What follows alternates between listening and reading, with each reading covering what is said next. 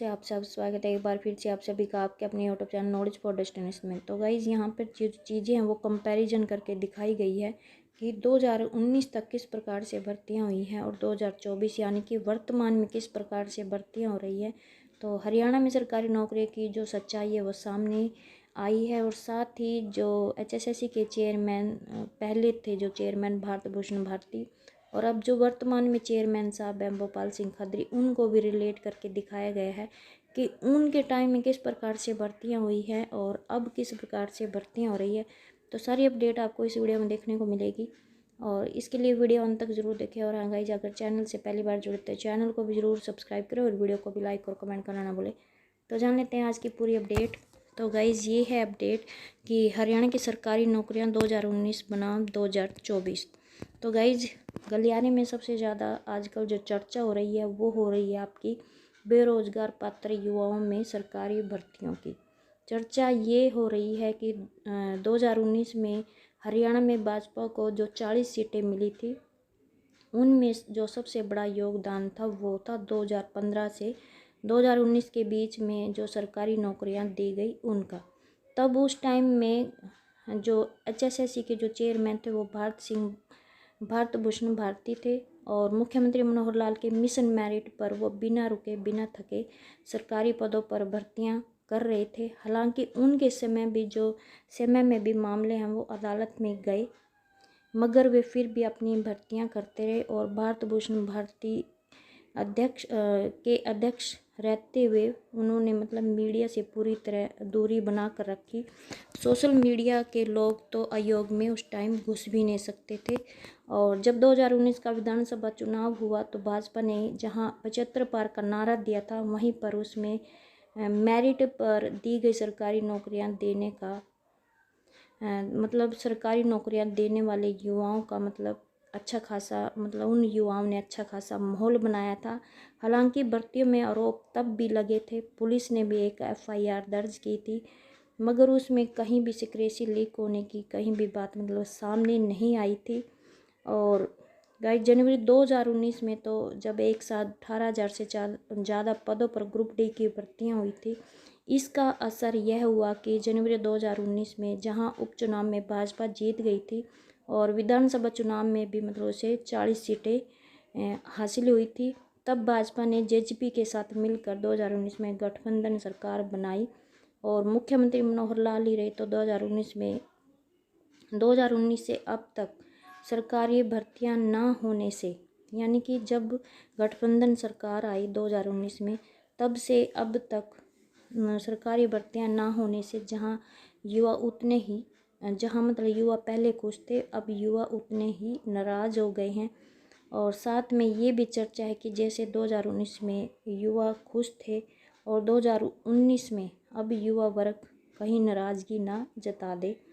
और गलियारे में ये भी कहा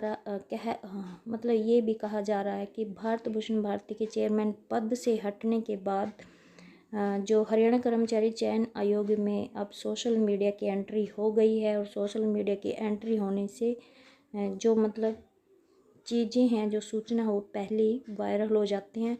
और भारती के हटने के बाद अब तक कोई भी जिस तरह से भर्ती जितनी संख्या में होनी चाहिए थी, नई भर्तियां उतनी संख्या में नहीं हो रही हैं, केवल पुरानी भर्तियां ही पूरी हो रही हैं। और इसके लिए मुख्यमंत्री मनोहर लाल बेवजह अदालत में केस दायर करने वाले लोगों को कसूरवार मानते हैं, मगर गलियारे में ये चर्चा है कि मुख्यमंत्री को ये जानकारी सही नहीं दी जा रही है। और कोर्ट में केस तो भारत भूषण भारती के समय भी होते थे, मगर जिस तरह केस उनके हटने के बाद हुए हैं, उनकी पैरवी जिस तरीके से होनी चाहिए थी वैसी नहीं हुई है। यह भी एक बड़ा कारण है भर्तियां ना होने का। और गलियारे में अब युवा चर्चा कर रहे हैं कि 2019 के बाद सरकारी भर्तियां ना होने का जो सबसे बड़ा कारण है वो है बार बार सरकारी नीतियों में बदलाव होना।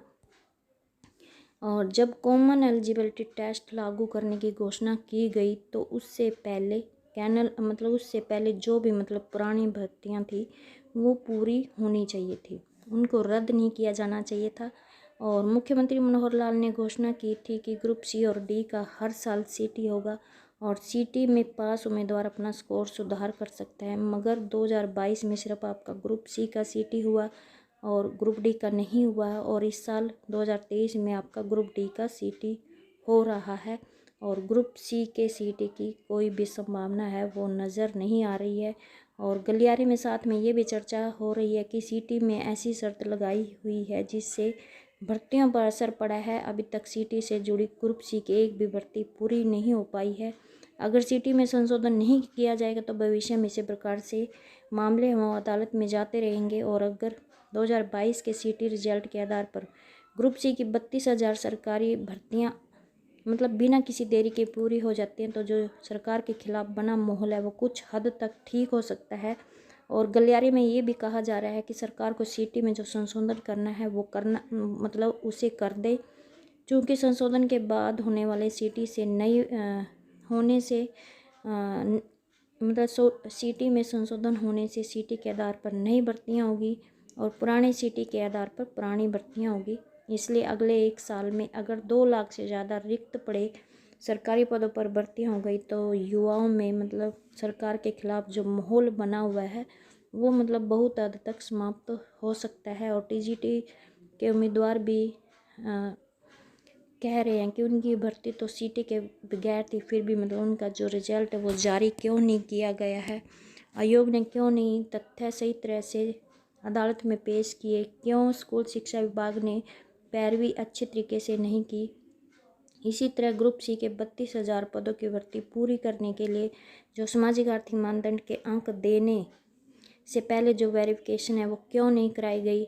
और साथ में ये भी पूछा जा रहा है कि क्या अदालत में उम्मीदवारों की तरफ से अपने हक के लिए केस नहीं किया जा सकता।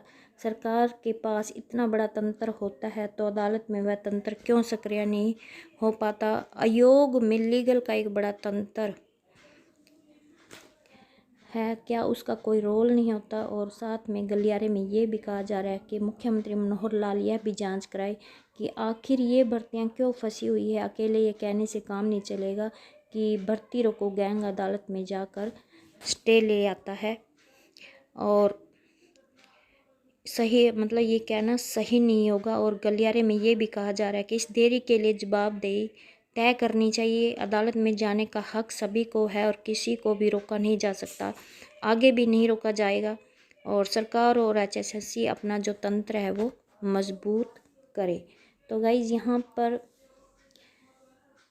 जो चीज़ें हैं वो मतलब रिलेट करके दिखाई गई थी कि 2019 में इस प्रकार से भर्तियाँ हो रही थी और 2024 में मतलब इस प्रकार से भर्तियाँ हो रही है। यहाँ पर मतलब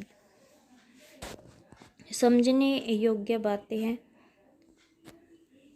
कि किस प्रकार से भर्तियाँ जो वो पूरी हो सकती हैं, किस प्रकार से अपने सरकार को अपना जो तंत्र है वो मजबूत करना पड़ेगा। तो आज की अपडेट यही है। आई होप आपको ये अपडेट अच्छी लगी।